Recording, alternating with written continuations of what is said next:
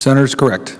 Mr. President, on several occasions, I've risen to address my colleagues on the topic of Russia and the continuing sad state of the rule of law in the Russian Federation.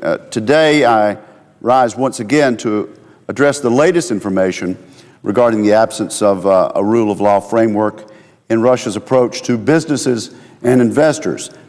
Specifically, this situation negatively impacts the United States and the entire international community.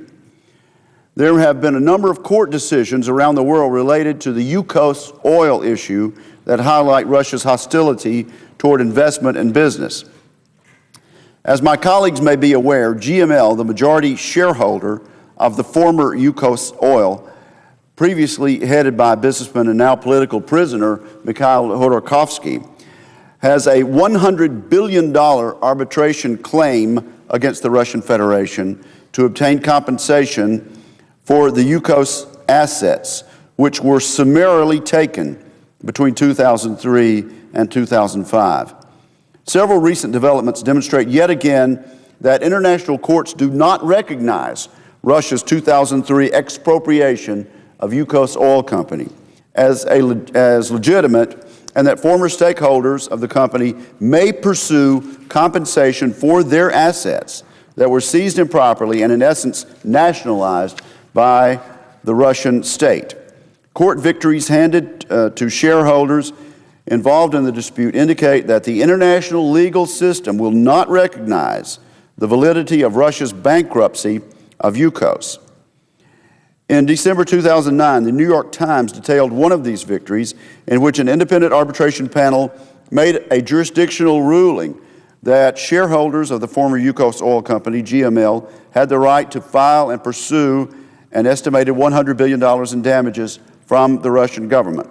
The tribunal determined that Russia, as a signatory, was bound by the Energy Charter Treaty and must adhere to its provisions. This claim now moves to the next stage with a decision expected in October 2013. Regrettably slow, but moving surely.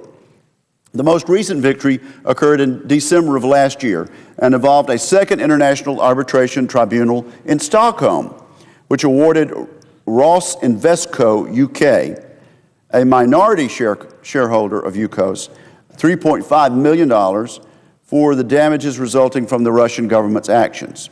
Mr. President, this was the first case in which anyone seriously examined the claims of an individual Yukos shareholder.